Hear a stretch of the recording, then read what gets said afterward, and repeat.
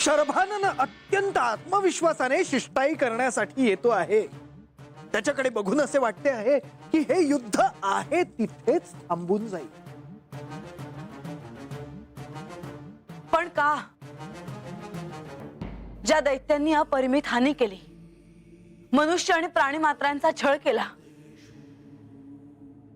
यांच्यासोबत बोलणे देखील का? त्यांच्याशी शिष्टाई करावी एवढी त्यांची योग्यताच नव्हती। उलट तात्काळ युद्धाची घोषणा करून त्यांना तात्काळ यमसदनी पाठवावे हेच योग्य होते। चर्चा कुणाशी होऊ शकते? ज्यांच्याकडे काही नीतिमत्ता आहे। या दैत्यांकडे नीतिमत्ता कसली? ज्यांनी वृद्ध स्त्रिया यांचा आनंदित छळ केला, त्यांच्याकडे का? कशासाठी? मला तर आश्चर्य वाटतं की त्यांच्या शिष्टाईचा स्वीकार देवांनी केलाच कसा आणि आपणही। चुकीला एक संधी देता येते, पण महापापाला तिथल्या तिथे चिरडून टाकायला हवं। तिथे क्षमाभाव नाही। मणिमल्लांनी पहिले जेव्हा पापकर्म केलं तेव्हा जर त्यांना शासन केलं असतं तर आज ही युद्धाची वेळच आली नसती।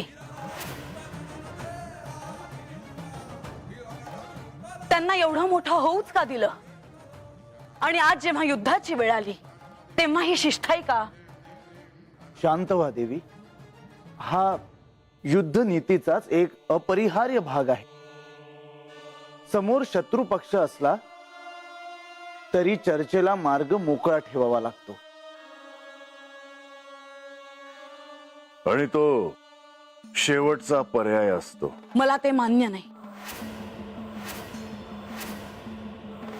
आपण युद्धाच्या वेळी दैत्यांची जी शिष्टाई स्वीकारली ती मला मान्य नाही। असत्याला शासनाने व्हायलाच हवे, मग तो कोणीही असो। भासा, युद्धाचे काही नियम असतात। युद्धाला जाण्यापूर्वी त्या नियमांचे पालन करणे अत्यंत आवश्यक असते। आणि इथे तर तत्वाचा मुद्दा आहे। जे नियम साऱ्यांसाठी आहेत ते नियम मी माझ्यासाठी कसे मोडू? देवी, श्री खंडेराय अगदी योग्य बोलत आहे। त्यावेळीही सर्वांना आश्चर्यच वाटले होते, परंतु भविष्यात काय घडणार आहे यापासून मात्र सर्वजण अनभिज्ञ होते। मला ते मान्य आहे, पण तुम्ही लयतत्वाचे स्वामी आहात आणि ज्यांनी अन्याय करून सत्ता प्राप्त केली त्यांना शासन करणं हे नीतिशास्त्राला धरूनच आहे। भासा, तू योग्य तेच बोलत आहे, पण जेव्हा युद्ध करण्याचे ठरते तेव्हा मात्र नियम बदलतात। तसेच जेव्हा एखाद्याला शासन करण्याचे असते आणि जर त्याला त्याच्या कृत्याबद्दल, त्याला त्याच्या पापाबद्दल जर क्षमा मागायची असेल तर त्याला क्षमा करायची असते। जर त्याने प्रायश्चित्त घेण्याचे ठरवले तर त्याला क्षमा करणे आवश्यक असते। पण हे सगळं करताना त्याला घडलेल्या घटनेचा खरोखरच पश्चाताप झाला आहे की नाही ह्याचा विचार करावा आणि मगच निर्णय घ्यावा।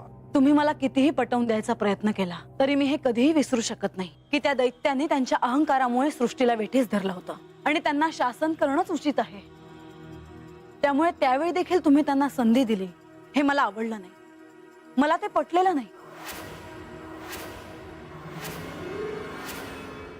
महादेव म्हणजेच खंडेराय आणि खंडेराय म्हणजेच महादेव। आता ते तर देवांचं देव आहे, ती त्यासनी समज ठाव असतं कुणाचं चांगलं व्हावं आणि कुणाचं नाही हे कळतं त्यासनी। पर ते भोळं आहे ती आणि म्हणून ते तसं म्हणत असत्या हे कळतं या। पर खरं सांगायचं तर आता मला बी म्हाळसाताईंचंच म्हणणं पडतं आहे। ज्या राक्षसांनी समद्यासनी इतका त्रास दिला त्यासनी कशाला मोर उभं करायचं? म्हाळसा, तुझा राग मला कळत आहे आणि तू अशा प्रसंगी का रागावली आहेस हे देखील मला कळत आहे। तू आदिशक्ती स्वरूप आहेस, महाकाली स्वरूप आहेस, त्यामुळे दैत्यांना शासन व्हावे, त्यांना त्यांच्या कृत्याबद्दल दंड मिळावा ह्यासाठी तू आग्रही असणारच। मी जर काही चुकीचं बोलत असेल तर तुम्ही मला तसं स्पष्टपणे सांगा. चूक किंवा बरोबर ह्या सोप्या व्याख्येत न बसणाऱ्या काही घटना असतात. काही प्राप्त करण्यासाठी काही गोष्टींचा त्याग करायला लागतो. आणि अशा प्रसंगी जेव्हा सृष्टीला मोठ्या संहाराला सामोरे जायचे असते तेव्हा संयमाने वागावे लागते. आणि म्हणून शिष्ठाईसाठी मी होकार दिला तो ह्याच हेतूने. पण म्हाळसा, यावर अधिक चर्चा करण्यापेक्षा आख्यानात पुढे काय झाले हे आपण जाणून घेऊया. मुनिवर, आख्यानाला प्रारंभ करा. होय देवा. नारायण नारायण. या युद्धासाठी महादेवांना दूर ठेवून देवेंद्रांना भुरळ पाडून आपल्याला पाहिजे ते प्राप्त करता येईल असा विचार करून मल्लासुराने कपट करण्याचा मार्ग अवलंबिला. आणि ही शिष्टाई करण्यासाठी शर्भानन या अत्यंत चतुर अशा दैत्याला बोलवण्यात आलं. शर्भानन हा अत्यंत चतुर होता. शब्दांची त्याला उत्तम जाण होती.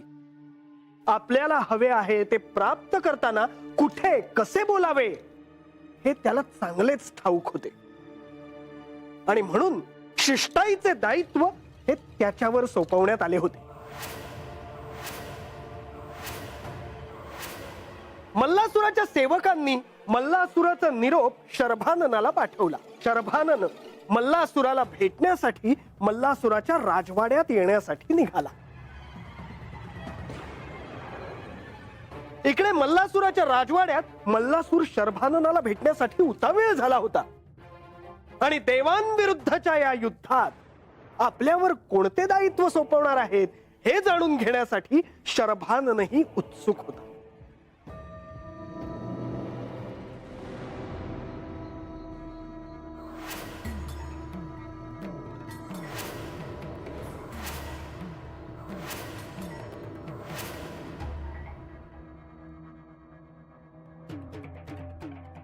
ये शर्भानंद, या मणी आणि मल्लाच्या राजवाड्यात तुझं स्वागत आहे. हा माझा सन्मान आहे की मी आपल्या समोर उभा आहे. शर्भानंद, तुला या इथे अतिशय महत्वाच्या आणि गुप्त कार्यासाठी बोलावले आहे. आज्ञा असावी असुरराज.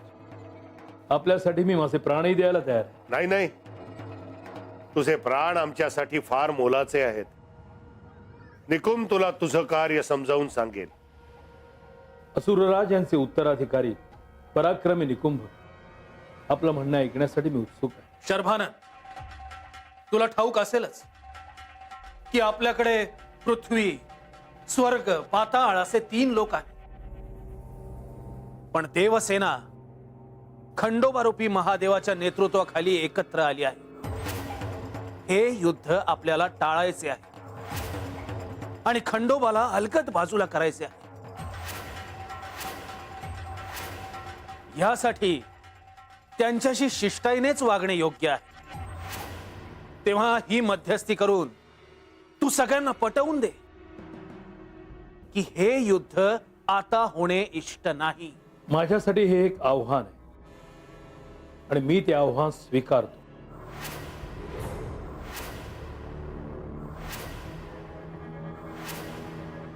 आणि जर का तू ही शिष्टाई यशस्वीरित्या पार पाडलीस तर तुला असा पुरस्कार देईन की तुझ्या पुढच्या अनेक पिढ्या सुखानं जगतील.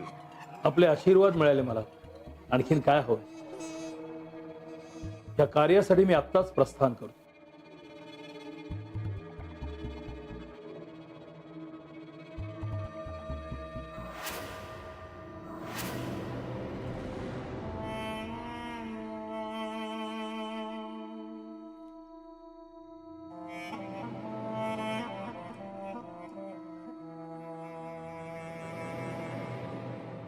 नारद मुनी सांगत असलेल्या या आख्यानात शर्भाननाच्या शिष्टाईचा उल्लेख येणं स्वाभाविक होतं.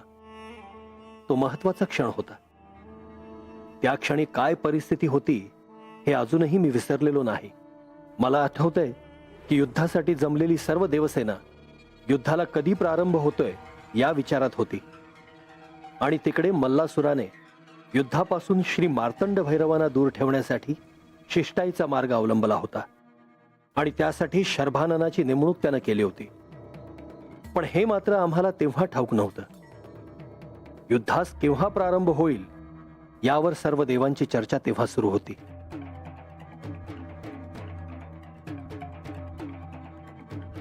देवेंद्र, आता तुम्हाला काळजी करण्याचे काय कारण आहे?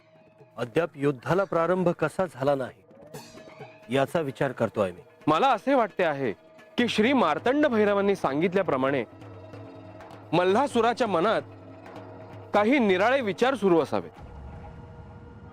हो, दैत्यसेना काहीतरी वेगळा विचार करत असावी. दैत्यसेना नाही वायुदेव, मल्लासूर.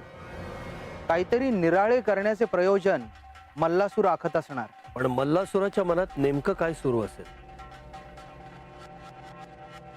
युद्ध टाळण्याचा अथवा लांब नेण्याचा संबंध मला तरी दिसत नाही.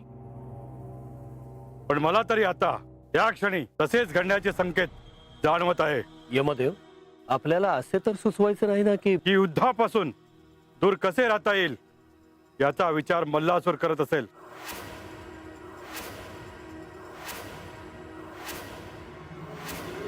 म्हणजे देवांचा विजय सहज शक्य दिसतोय.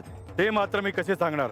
जोपर्यंत मल्लासूर काय निर्णय घेत आहे हे आपल्याला कळत नाही तोपर्यंत आपण काहीच करू शकत नाही. हो, हेही खरेच. प्रणाम देव इंद्र. बोल. आपणाकरिता एक निरोप घेऊन आलो आहे. कोणता निरोप? दैत्य सेनेकडून एक दैत्य आपल्याला भेटायला आला आहे. दैत्यराज मल्लासुराने त्याला आपली भेट घेण्यासाठी धाडली आहे. त्याला इथे पाठवून दे.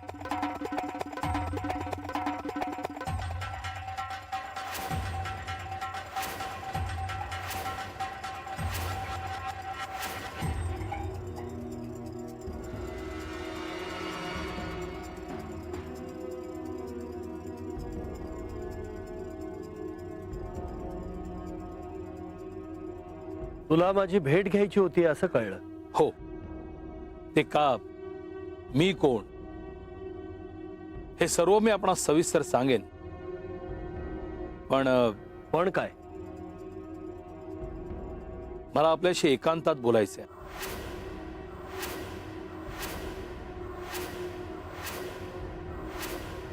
ठीक आहे, आपण शिबिराच्या आतमध्ये बोलू.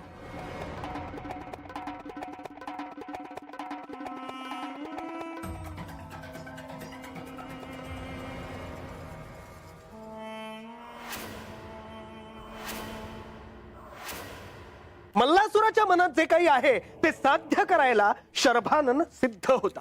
त्याला त्याच्या दायित्वाची जाणीव होती आणि आपल्या मधाळ वाणीने देवेंद्रांची भेट घेण्यासाठी तो त्यांच्या शिबिरात येऊन पोहोचला होता.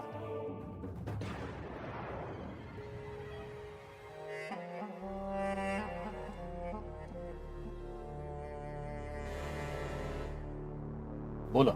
आपल्याला एकांतात भेटण्याची संधी दिली त्याबद्दल मी आपला ऋणी आहे.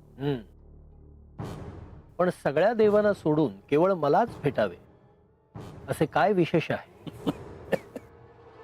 आपण स्वर्गाधिपती आहात, देवांचे राजे, तेव्हा प्रथम आपणास भेटणेच इष्ट आहे.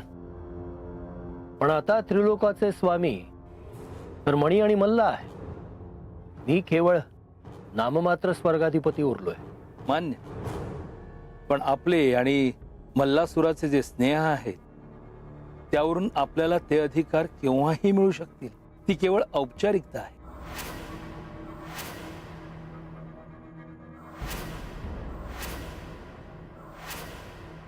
आश्चर्य आहे, पण असे घडले तर मला आनंदच होईल. मणिमल्ला आपल्याला स्वर्गाचे अधिकार परत देतीलच, त्यात काहीही शंका नाही. आणि हा माझा शब्द आहे. ही तर शुभवार्ता आहे. पण मणिमल्लांचा संदेश काय? संपूर्ण देवसेनेचे नेतृत्व आपण करू शकता, आपल्यात ती क्षमता आहे. पण असे असतानाही आपण ते नेतृत्व करताना दिसत नाही का? कारण श्री मार्तंड भैरव या युद्धाचं नेतृत्व करता आहेत. मल्लासुरांना आपल्याकडून एक अपेक्षा आहे.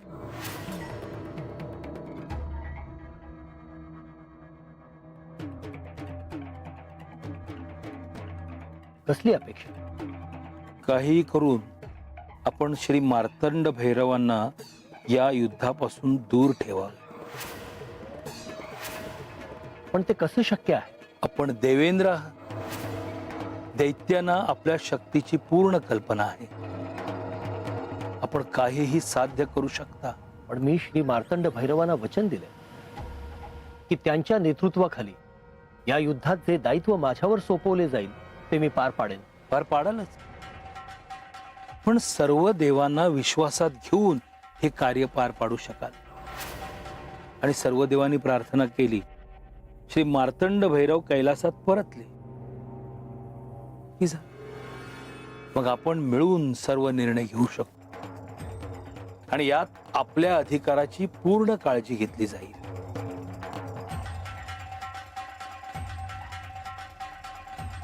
मला या प्रस्तावावर विचार करावा लागेल. शर्भाननाने आपल्या गोड गोड बोलण्याने शब्दांची जणू मोहिनीच देवेंद्रांवर पाडली होती. आता देवेंद्रांनाही त्याचे म्हणणे पटू लागले आहे की काय अशी चिन्ह दिसू लागली होती. राक्षस होत ते, पर तसं असून भी ग्वाड ग्वाड बोलून त्यांनी इंद्रदेवासनी बी भुरळ घातलीच म्हणायची. म्हणजे त्या मल्लासुराला जे हवं होतं ते तसंच झालं म्हणायचं की. पर देव काय म्हणलं नाही होय तवा. आणि त्या देवासनी भेटायचं सोडून इंद्रदेवासनी कशापाई भेटायला गेलं आणि काय केलं असेल इंद्रदेवांनी तवा. काय म्हणलं असतील ते. देवेंद्रांच्या शिबिरामध्ये शर्भानन आणि देवेंद्र यांच्यात चर्चा चालली होती. बाहेर मात्र आत काय घडतं आहे याची कोणालाच जाणीव नव्हती. आता शर्भानन देवेंद्रांची काय बोलतो आणि देवेंद्र काय निर्णय घेतात याची उत्सुकता सर्वांनाच लागली होती. आता पुढे काय घडणार याची सर्वांनाच काळजी होती, कारण सर्व देवसेना ही युद्धासाठी सिद्ध झाली होती. इकडे देवसेना जरी युद्धासाठी सज्ज झाली असली तरीही दैत्यांनी शिष्टाईसाठी शर्भाननाला पाठवले होते. शर्भाननाच्या मधाळ वाणीबद्दल सर्व देवांना जाणीव होती.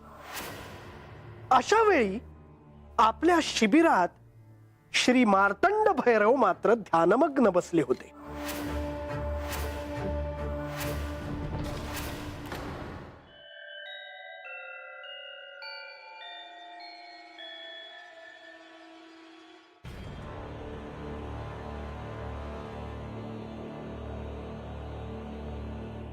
पार्वती, मी जरी ध्यानमग्न असलो तरी तुझ्या येण्याने माझ्या साधनेत व्यत्यय येईल असा विचार तू करू नये. मला ठाऊक आहे की तू आत्ता या क्षणी इथे का आली आहेस ते. स्वामी, तुम्ही मला शांत व्हायला सांगितले खरे, पण माझा राग काही शांत होत नाही. स्वामी, तुम्ही सांब सदाशिव आहात, पण दुर्जनांना शासन हे व्हायलाच हवं ह्या माझ्या मतावर मी अजूनही ठाम आहे. पार्वती, मी याआधी तुला सांगितलं आहे की हे महायुद्ध थांबवण्यासाठी मी दैत्यांना एक संधी दिली नाही असं कोणी म्हणायला नको. पण ते दैत्य ते त्यांचं आचरण बदलतील असे मला नाही वाटत. आणि खरे तर ह्या शिष्टाई मागे त्यांचा काहीतरी निराळाच हेतू आहे असे मला वाटते आहे.